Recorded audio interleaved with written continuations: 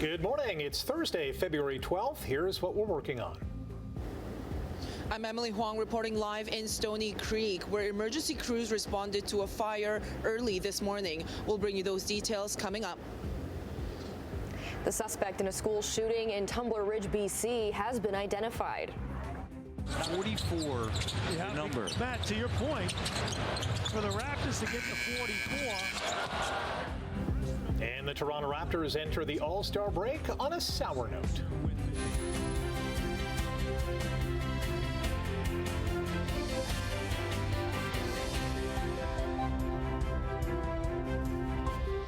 Throwback Thursday here on Morning Live. Happy to have you with us once again. No one was too sour, I think, yesterday with the weather, although it did cool down as the hours progressed. Yeah, what are we expecting going forward? We're looking at a little chillier day today. So, yeah, the temperatures sat around -2 yesterday, but today the temperature is going to struggle a fair bit. We've got one day when it's going to be fairly chilly, and that's today. Then it's going to really start to mild up. So today, right now, let's start with what we have at the moment, which is -7. Wind chill of -12. Sky is fairly cloudy, partly cloudy at the moment, but today the sky is going to be cloudy.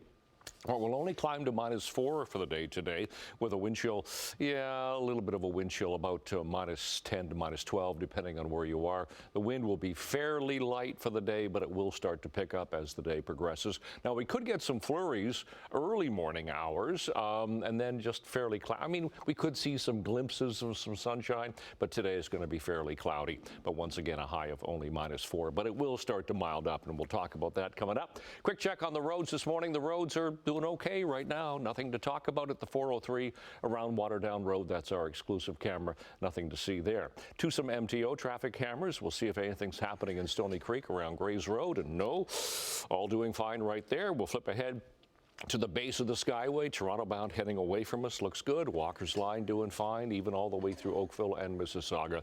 Nothing on the books right now. So weather and traffic details coming up in a few minutes for you. Right now, the news. Thank you, Brian. Emergency crews are on the scene of a fire in Stoney Creek that broke out early this morning. Emily Huang joins us live near Centennial Parkway and Barton Street with the details. Good morning, Emily. Good morning, Rick. Hamilton Fire tells CHCH News they responded to reports of heavy smoke at this commercial plaza on Centennial Parkway North. They responded just before 3:30 a.m. this morning and located the source of the smoke to Roa Plus Food Mart here inside the plaza. They say they were able to gain control of the fire and contain it within that single unit. No injuries are reported at this time. The cause of the fire remains under investigation, and the Ontario Fire Marshal has been notified of the incident. Hamilton police are expected to maintain presence here and hold the scene. The estimated damages are just upwards of $1 million, and firefighters are also expected to remain on the scene here as they monitor and extinguish any of the hot spots. The road on Centennial Parkway North, there is a lane restricted northbound starting at Delaware, so if your morning commute involves this, just be aware of this restriction at this time. For now, Simone, I'll send things back to you in the studio. Thanks, Emily. We're learning more about one of Canada's deadliest mass shootings. The RCMP say the suspected shooter in Tumbler Ridge, BC, killed 2 family members at home and then went to a secondary school where an educator and 5 students were killed before the 18-year-old suspect apparently took her own life. Police have identified the suspect as Jessie Van Rootselaar. They say she dropped out of school 4 years ago and had a history of involvement with police related to her mental health. Police say more than 24 other people were wounded in the shooting rampage. Last night, a vigil was held in Tumbler Ridge where a number of the town's residents spoke about the tragedy and the healing that now needs to happen. Canada is crying with you tonight, Tumbler Ridge. So, Lord, we just ask you to bring as much peace as possible to Tumbler Ridge tonight. And we just ask that you start the healing in their hearts. Pray for the kids still in the hospital, still just trying to survive and recover. We pray for those and pray for their recovery. But we pray for those families that's lost loved ones and still are wondering how it could have happened. Their kids go to school and they just don't come back. Today will be an official day of mourning in British Columbia, and the government has canceled today's throne speech to open the BC legislature.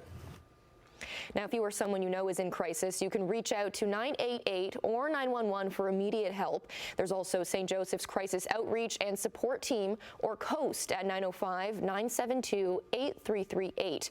Kids Help Phone is also always available at 1-800-668-6868. Brantford police are asking for the public's help in locating a missing 15-year-old girl. Natalie was last seen at around 3:30 Tuesday morning in the area of Fen Ridge Court in Brantford. She's described as having a medium build with medium-length black hair and brown eyes. She was last wearing a brown shirt and gray sweatpants. Police say Natalie has ties to Brantford as well as Toronto, Durham region, Niagara, and Halton. Anyone who sees her is being asked to contact police so her well-being can be confirmed. Hamilton police are investigating a shooting that happened early Tuesday morning at a house in Flamborough. It happened around 3 a.m. in the area of Concession 10 East and Millborough Town Line. Police say no one was hurt in what they believe was a targeted shooting. Officers say the shooter fled in an SUV-style vehicle heading west on Concession 10 East towards Center Road. Police are asking residents in the area to check their dash cam or surveillance cameras between 2:50 and 3:15 a.m. for any suspicious activity or vehicles. Canada Border Services Agency says it intercepted a package originating from China at Hamilton's John C. Munro Airport, which contained child sex abuse and exploitation material. The CBSA arrested a 57-year-old Kingston man and charged him with possessing and importing child sexual abuse and exploitation material and a failure to comply order. The accused has been subject to a long-term supervision order as a result of previous convictions for child sex offenses. The investigation is ongoing and additional charges may be laid. James Vanderbeek, best known for playing the lead role on the TV show Dawson's Creek, has died. He was 48. Dawson. Joey, go. I'm telling you before I take it all back, all right? Just go. Go.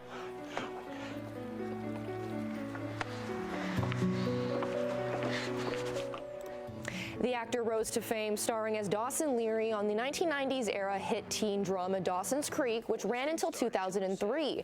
He was also well known for his role in the 1999 movie Varsity Blues. Vanderbeek has been battling stage 3 colorectal cancer, which he disclosed publicly in 2024 after being diagnosed in 2023. In a post to his Instagram yesterday, his wife Kimberly says the 48-year-old met his final days with courage, faith, and grace. He is survived by his wife and their 6 children. New court documents show Toys R Us Canada is about to close more store locations in Ontario, including in St. Catharines. In filings related to its creditor protection case, the retailer says it wants to close its store at the Niagara Penn Centre, pending the upcoming creditor protection hearing. The documents show the company will shutter its location at Upper Canada Mall in Newmarket by March 31st after it reached a lease termination agreement with the landlord. A Toys R Us Canada spokesperson and the company's lawyers did not immediately respond to a request for comment about the filings. However, when the company filed for creditor protection and began restructuring earlier this month, it warned its 22-store footprint could shrink even further. Well, if you enjoy a beverage while cheering on Team Canada at the Olympics, you may be able to do so at your local bar and restaurant in the early morning.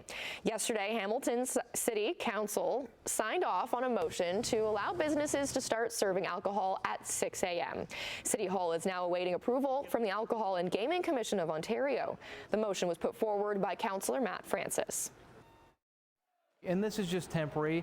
It's an opt-in, it's voluntary. Nobody has to do this. But if some restaurants feel that they would benefit from this, then they're more than welcome to do that and to have an event that supports our country. Councillor Craig Kassar asked how quickly special permits for alcohol sales will be granted to businesses with just a week and a half left of the Winter Olympic Games. City staff says they understand some establishments have already made inquiries to do so prior to today's vote. Councillor Francis believes the Alcohol Gaming Commission will grant approval quickly. All right, to sports we go, and it's a busy time in sports. Canada adding to its medal haul at the Milan Cortina Winter Olympics with a stunning performance in figure skating. Piper Gillies and Paul Poirier were competing in their third and final Olympic Games, and they delivered an emotional display in yesterday's ice dance free skate competition. Gillies is from Toronto, Poirier from Unionville, Ontario, and they skated to Gavardo's cover of Vincent by Don McLean. The pair nailed their routine and broke down in tears of joy when they finished, and it turned out to be their best score of the season. After 15 years of skating together, the duo was awarded the bronze, their first Olympic medal and Canada's fourth of these Winter Games. Canada has a chance to step onto more podiums today at the Winter Games in Italy. Flag bearer Mikhail Kinsbury is looking for his fourth career Olympic medal when he competes in the men's moguls final at 6:15 our time this morning, so in about 5 minutes' time. Two-time Olympic medalist Elliot Grondin is in the final of the men's snowboard cross starting just before 9 this morning. And Courtney Sorrow and William Danginu are in the short track speed skating 500 and 1,000 meter finals this afternoon. Canada's Rachel Homan won her opening game in women's curling after knocking off Denmark 10-4 in 7 ends. So with 1 silver and 3 bronze, Canada is 13th in the medal standings. Norway continues to lead the pack with 7 gold and 13 medals overall. The United States, the host Italians, and Switzerland are next with 4 gold. For the first time since 2014, NHLers stepped onto the ice at the Olympics, and Sweden beat Italy 5-2 and Slovakia topped Finland 4-1. Sidney Crosby leads Team Canada against Czechia starting at 10:40 our time this morning. After losing 5-0 to the U.S. on Tuesday, the Canadian women's team takes on Finland at 8:30 this morning. Their game was postponed last week because some of the Finnish players had the norovirus.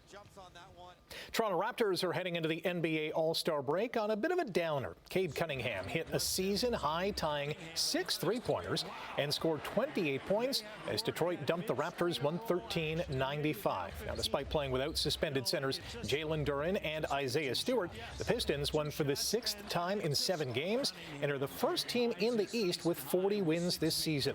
Emmanuel quickly led Toronto with 18 points, while Scotty Barnes added 17.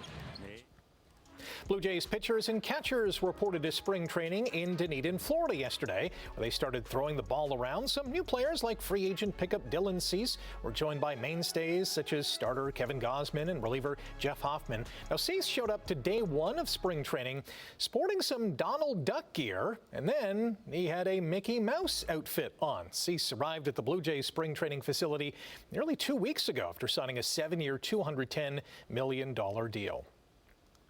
After 3 seasons with the Blue Jays, free agent pitcher Chris Bassett has said goodbye to Toronto. The right-hander has signed a 1-year contract with the Baltimore Orioles worth $18.5 million. Bassett went 11-9 with a .396 ERA for Toronto last year and allowed just 1 run in 8 2/3 innings in the playoffs. And the sports world is rallying behind the community of Tumbler Ridge, BC, following Tuesday's mass shooting. The Canadian Football League is one of many who have shared messages of support for the victims and their families. The Canadian Premier League says, quote, "Our hearts are with the community of Tumbler Ridge, BC, and all those affected by this tragedy." The NHL says it is sending our prayers and compassion to the families and friends who lost their lives and those who are injured. And Hockey Canada says our thoughts are with the families affected and the entire Tumbler Ridge community. Okay, 13 after 6 o'clock on this Thursday morning. What do we got here this morning? We've got the 12th of February already. We're getting closer to the middle of February. So let's check traffic first of all, then we'll get to the all-important forecast. Traffic this morning, nothing to talk about really. 403 and Waterdown Road, exclusive camera, doing fine, so nothing to see there. MTOs into St. Catharines. Here's the QEW at 7th, looking good in both directions. Same with Grays Road, Stony Creek, nothing at the 403 junction at Brant. Flipping ahead to east of Royal Windsor, no problems at Cooksville Creek. Pretty light volume this morning. Little dusting of some snow flurry activity throughout the overnight, so be careful. Temperature this morning, we're a fair bit chillier than we were yesterday morning at this time when we were -2. We're -7 right now. Factor in the winds, still fairly light, still feels like -12, so it's a cold start to our morning. The sky is partly cloudy for school today. We're not going to see a lot of sun. We could see some glimpses every now and then, but it's going to be fairly cloudy, still some flurries, particularly this morning, but a high today of only -4, so that's below seasonal. That's a look at some of the snow flurries, actually, some snow squalls coming down off of Lake Huron and Georgian Bay, penetrating into the Horseshoe, ridge of high to the southwest, but that trough of low pressure giving us that bit of instability and going to keep us fairly cloudy for the day today. And the skies will try to clear overnight tonight, but that's going to usher in some pretty chilly temperatures. For today, temperatures just below seasonal, -2, 3, and 4 degrees. Fairly cloudy skies, as I mentioned. Some areas could get a little bit of sunshine today. Tonight is going to be a lot colder. Look at that, -15 for Niagara, -12 for Hamilton. That's a bit better, but -15 to 12, even -19. Yeah, it's going to be a cold night. The skies will begin to clear overnight. And then tomorrow, for the 13th, Friday, think we'll hear any rumbles of motorcycles tomorrow? I don't know. Temperatures tomorrow will be a little bit better, -1 to 0, and it'll be a mainly cloudy sky for the day tomorrow. So, stepping out the door, 12th morning of February. It is partly cloudy. The winds are light. Temperature right now, -7. Long-range forecast, the weekend coming up. Simone, right. Thanks, Brian. Coming up after the break, we're going to say good morning to Emily. She'll have a preview of what's to come in Chitchat this morning. And in business news, the head of Instagram takes the stand in a landmark trial about social media addiction. Stay with us. Let's say good morning to Emily Vukovic. What is coming up in Chitchat? Hi, good morning.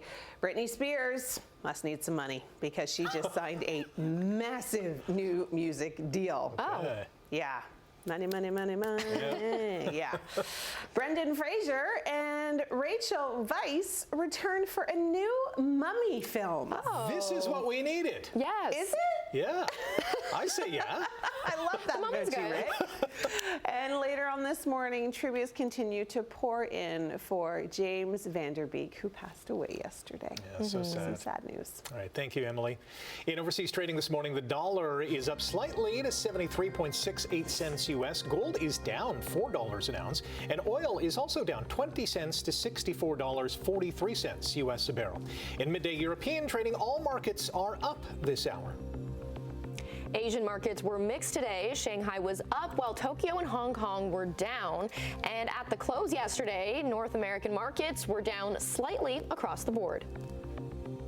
Testimony has begun in the landmark social media addiction trial in California. The head of Instagram testified in a Los Angeles Superior Courtroom and was asked if the app hooks young users. Adam Mosseri said he doesn't think users can be, quote, clinically addicted to the app, though he acknowledged that problematic use was possible. The trial comes after a now 20-year-old woman filed a lawsuit against YouTube and Instagram's parent company, Meta. She alleges the companies deliberately developed addictive features to get young people hooked, and that her mental health has been harmed as a result. A lawyer for Meta argued the woman's mental health challenges were due to her difficult childhood.